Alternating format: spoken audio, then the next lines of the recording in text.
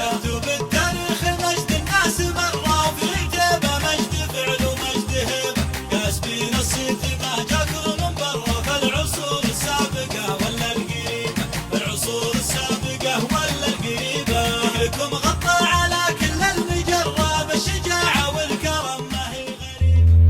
نقول ارحبوا ترحيبات قحطاء من اللي حضر من بعيد وقريب، وهي مرأة من هذه القبيلة، فما بالك بالرجال الأبطال.